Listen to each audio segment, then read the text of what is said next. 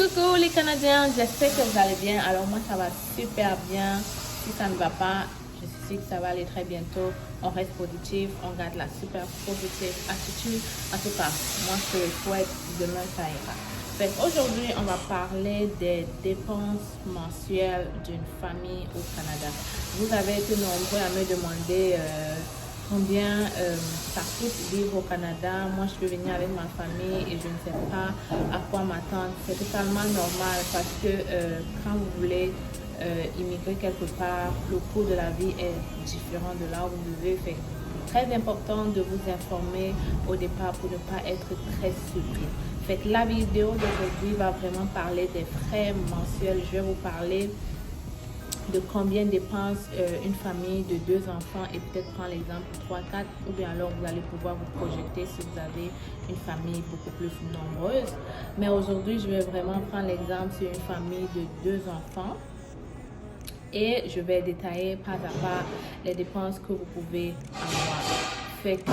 Si tu veux savoir plus, retrouve-moi après le générique.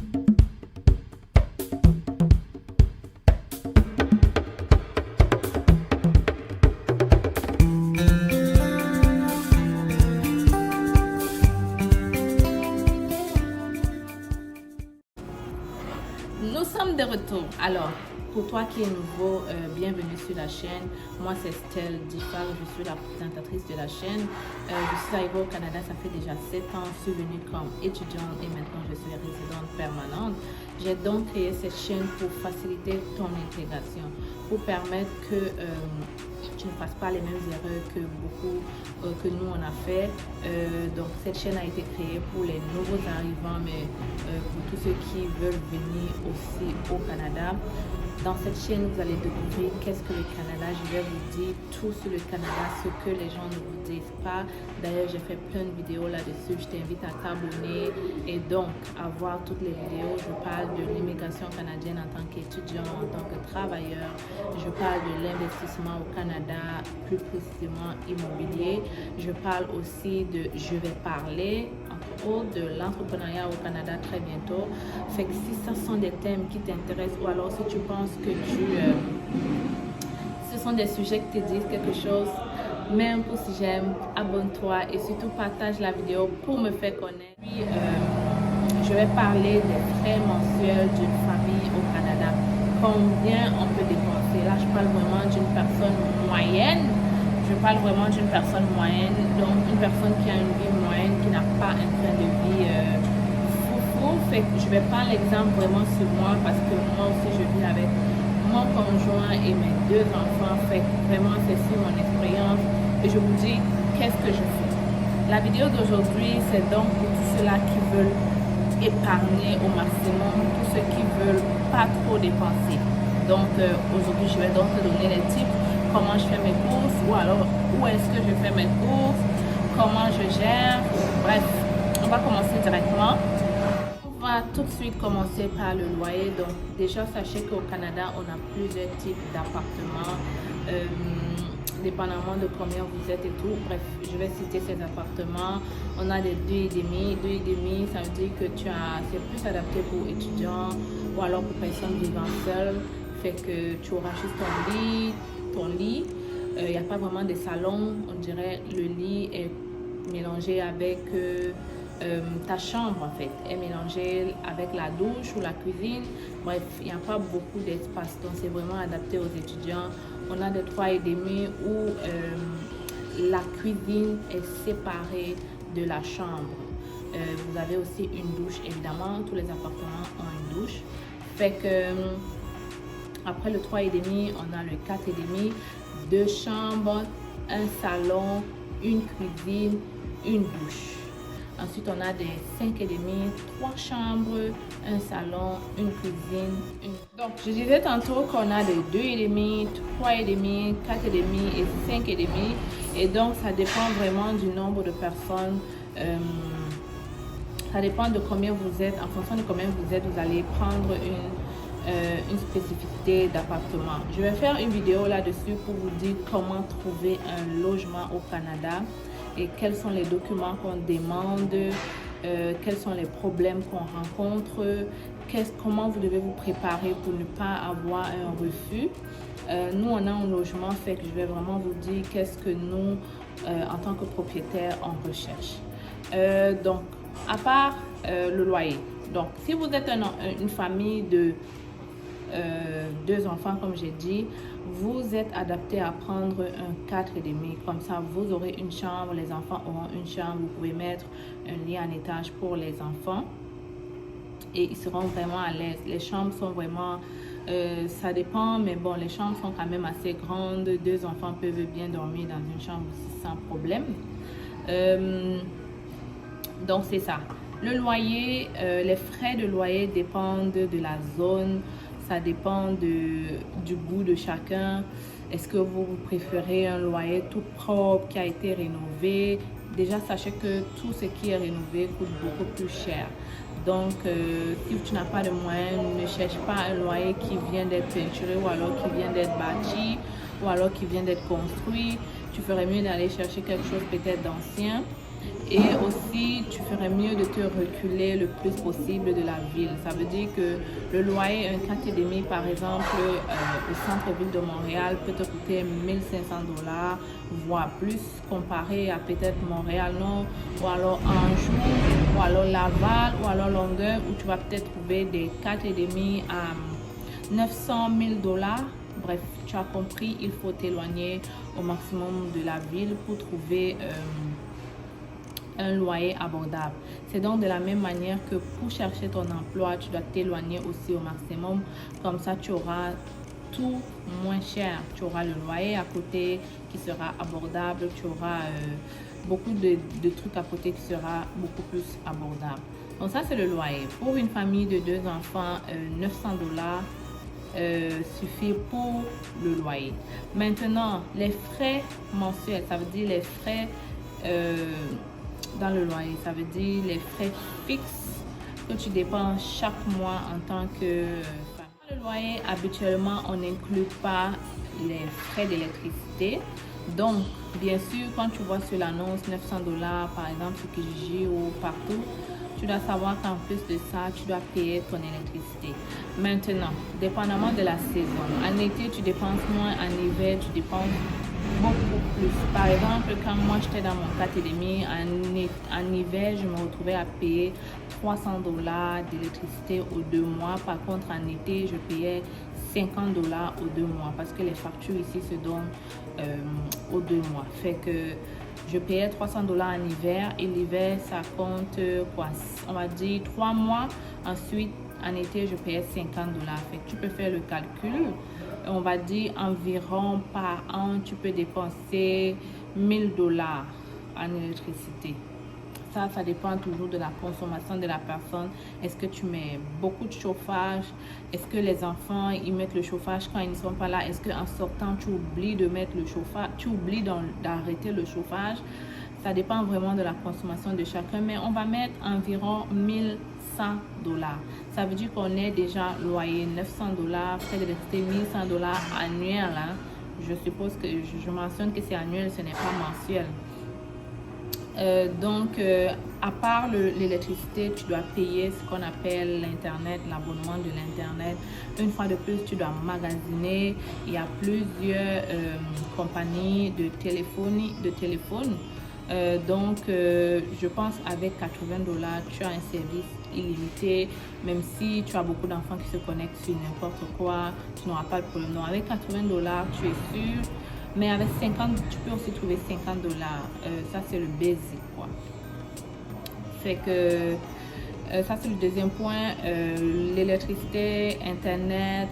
Bon, dépendamment de la zone où tu te trouves, tu dois aussi payer des factures on appelle ça des déchets. Par exemple, moi, quand je vivais à La Salle, je payais, je crois, 300 $ l'année pour les déchets, en fait, pour permettre que la ville vienne prendre tes déchets. Et puis, bref, partout, on ne le fait pas. Mais moi, à La Salle, on est obligé de payer le 300 $. Ou alors, parfois, c'est le bailleur qui s'en occupe et qui paye pour toi. Mais dans mon cas, je devais payer les 300 $ annuels pour les déchets. On a déjà parlé du premier volet qui était le loyer. Là, on va parler du deuxième volet qui concerne vraiment la nourriture. Croyez-moi, avec les enfants, c'est vraiment, si tu ne fais pas attention, tu vas te retrouver en train de tout dépenser dans la nourriture parce que les enfants, ça mange encore et encore. Bon, nous, qu'est-ce qu'on fait? Le secret qu'on a, c'est qu'on fait vraiment des courses en gros. Ça veut dire qu'on s'en va à Sami Fruits. C'est vraiment un magasin de fruits où les choses sont vraiment moins chères. Là-bas, tu peux retrouver, bien sûr, des fruits, les pommes, tout ce que les enfants aiment. Mais tu peux aussi, tu peux trouver des fruits, tout ce que les enfants aiment, mais tu peux aussi trouver le manioc, le plantain, la patate, les pommes, les salades, la pastèque, bref, tous les fruits. Mais nous, qu'est-ce qu'on fait? On achète toujours le carton de plantain parce qu'au moins, c'est un complément qui, tu peux l'utiliser avec plus de sauces et au moins, on aura un complément. Bref, nous, on achète toujours le carton de plantain. On achète beaucoup de manioc. Bref, on achète vraiment des compléments si bien que ça va nous suffire tout le mois. Mais le plantain, c'est primordial. Les Camerounais, on se comprend, on adore le plantain. Fait après cela, tu peux aussi acheter... Vous allez m'excuser pour les bruits. En fait, je suis au travail avec mon chéri et puis il fait de la soudure. Il a une compagnie de soudure et j'espère que très bientôt il va accepter que je l'interviewe. Fait que là, je suis au travail pour l'aider un peu. Donc, vous allez m'excuser avec le bruit. Je disais donc que... vous pouvez aller à Sami Fruits pour acheter tous vos fruits. Vous pouvez aller à Marcy pour tout ce qui est sac de riz et puis des petits trucs aussi. Vous pouvez aller à Costco. Costco, c'est vraiment là où nous on achète les couches de bébé, les papiers hygiéniques, bref, tout ce qui est... on achète là-bas de la dinde, mais pas ce qui est fruits parce qu'on sait déjà où on achète nos fruits. Parce qu'à Costco, les fruits sont super chers. Fait que là-bas, on achète vraiment une spécificité des trucs, c'est-à-dire papier toilette, papier hygiénique,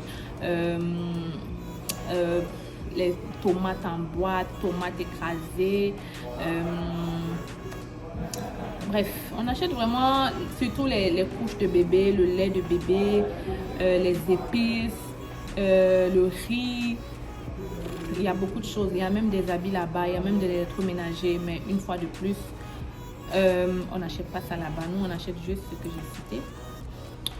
Fait que, à part ça, je pense que j'établis les frais vraiment de nourriture pour une famille de 4. Pour moi, $600, ça va. $600, c'est suffisant pour acheter tout le nécessaire. Maintenant, au cours du mois, vu que les enfants tout le temps mangent, vous pouvez remplir un tout petit peu ou alors le lait peut finir, les petits trucs comme ça. Donc, on va mettre à $600. En tout cas, nous, on n'est pas trop dépensiers. Fait que avec $600 le mois, on s'en sort pas mal. Je parle bien d'une famille de 4 personnes, 2 bébés, c'est-à-dire 1 an, 2 ans et ensuite des 2 adultes. Fait que nous, $600, c'est raisonnable pour moi. Et c'est ce que nous, approximativement, on dépense. À part la nourriture, le loyer, je vais parler maintenant des petites dépenses. Si tu choisis de prendre le bus ou alors tu choisis de prendre l'auto, sachez que le bus ici, c'est $90 la passe mensuelle. Si tu n'es pas étudiant, tu payes environ $100. Ça change à chaque année. Fait, je pense que là, on est rendu à presque $100. Mais si tu as une auto avec des enfants, c'est presque impossible de vivre sans l'auto. Donc, avec l'auto, tu dois savoir que tu dois payer l'assurance. Si tu as par exemple une petite voiture, on va prendre le cas d'une Honda Civic ancienne. L'assurance, ça peut te coûter $30 le mois. Ensuite, tu dois payer ta carte, ta plaque d'immatriculation. Sachez qu'au Canada, on paye la plaque à chaque année. Tu dois aussi payer ton permis de conduire. Sachez qu'au Canada, on paye le permis chaque année. Oui. Bref, à tous ces frais-là, je vais dire, le carburant, tu peux dépenser 100 $ parce que c'est une voiture qui ne consomme pas trop. Donc, je vais dire 300 $ par mois. Non, 200 $ par mois. 200 $ par mois pour les dépenses de voiture. Versus 100 $ si tu as... si tu prends le bus, vous voyez, ce n'est pas très coûteux d'avoir ta petite voiture. Une petite voiture, j'ai bien dit. Je n'ai pas demandé d'aller prendre. Si tu as une Audi ou une autre voiture, ça ne sera pas les mêmes coûts. Moi, je parle vraiment d'une Honda Civic qui ne consomme pas et tout ça. J'ai déjà parlé de 3 points. Je vais parler de mon dernier point qui sont les vêtements, accessoires et tout ça. Donc, avec des enfants, tu dépenses beaucoup. Moi, je dirais même pas, hein, parce que moi, je pense que les enfants, ça dépend de comment tu fais tes courses. Par exemple, si tu as un enfant de 1 an et que tu t'en vas faire les courses, prends l'habit de 2 ans. Comme ça, tu sais qu'il va porter longtemps. Parce que les enfants, ça grandit vite. Ce n'est pas comme nous où tu peux acheter un habit, tu sais que tu vas porter toute une vie. Mais l'enfant, ça grandit tellement vite fait. Moi, si mon enfant a 1 an, je prends toujours des enfants de 2 ans, des habits des enfants de 2 ans. Parce que dans les magasins ici, les enfants de 1 an et nos enfants sont différents. En fait, que nos enfants sont beaucoup plus costauds, sont beaucoup plus grands. Bref, il y a des différences. Voilà pourquoi on ne prend jamais, en tout cas moi, je ne prends jamais la même taille. Si c'est écrit 1 an, je vais prendre l'habit de 2 ans à mon fils parce que je sais que ça ne va pas le suffire et je sais aussi que en prenant pour 2 ans, il va porter plus longtemps. Fait que les vêtements, il faut penser aux vêtements de bébé et tout ça. Donc, moi, je dirais mettre un budget de 400 $ trimestriel, genre 200 $ pour chaque enfant.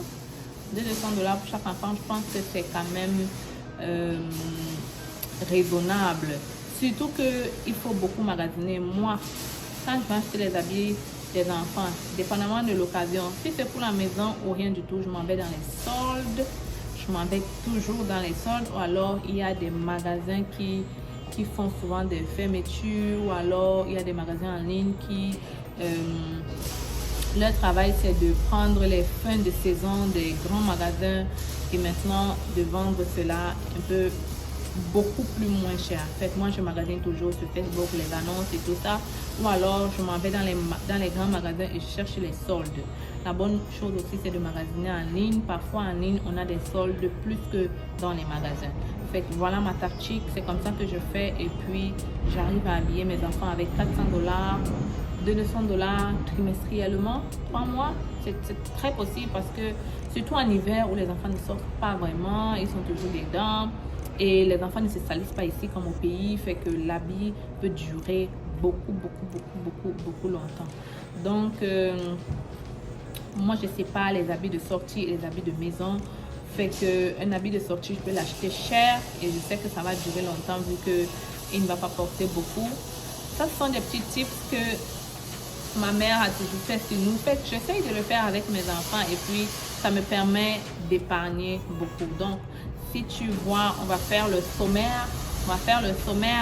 Un loyer à 900 $, électricité à 1100 $. Ça fait combien par mois? On va diviser pour voir combien ça fait par mois.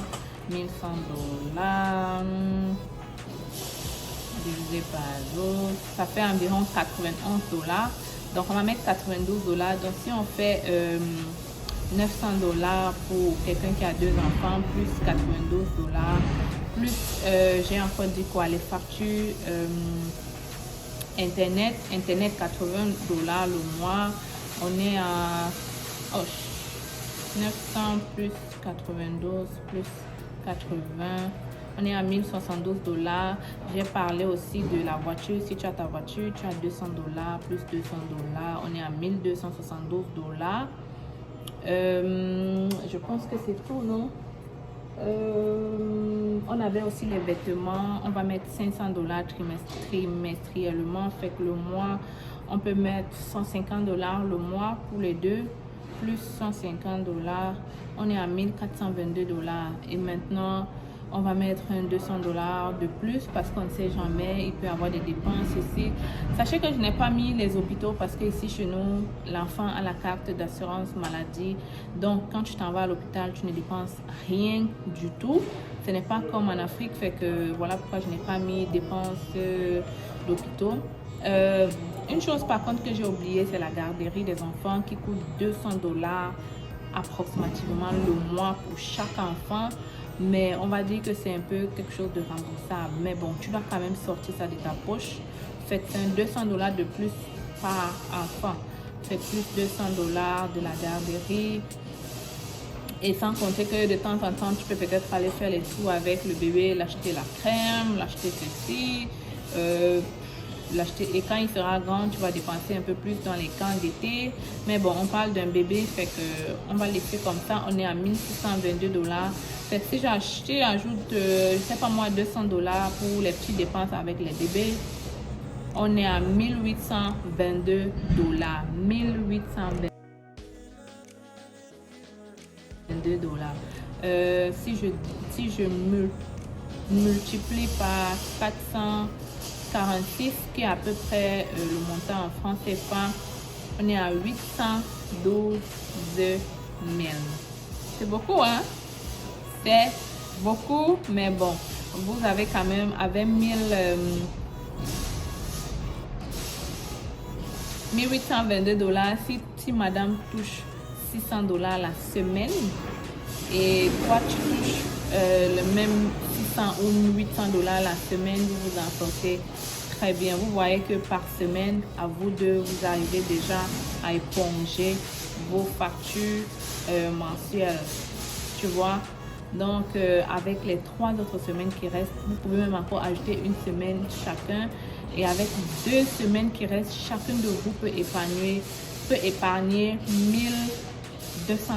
Ça, c'est quelqu'un qui touche 600 $ la semaine. Ça, c'est le minimum parce que en ce moment, le salaire, je ne veux pas dire c'est le minimum. Ça, c'est quelqu'un qui a 22 $ de l'heure. Il a 600 $ la semaine net.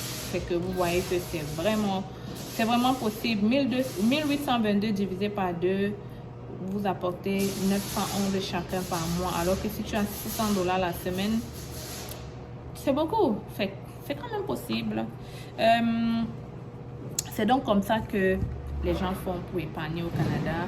C'est comme ça que nous, on a fait pour épargner au Canada. C'est très possible, je t'ai démontré que c'est très possible d'épargner la moitié de ton salaire. Très possible d'épargner 50% de ton salaire, même en contribuant aux charges de la maison. Si tu as aimé la vidéo, mets-moi un pouce j'aime, abonne-toi et surtout partage. On se retrouve la semaine prochaine. Je vais te dire comment trouver un logement, qu'est-ce que tu dois faire, où est-ce que tu dois faire les recherches, comment tu peux éviter d'avoir des refus à chaque fois que tu postules pour un logement. Si tu veux savoir, retrouve-moi la semaine prochaine. Bye, ciao.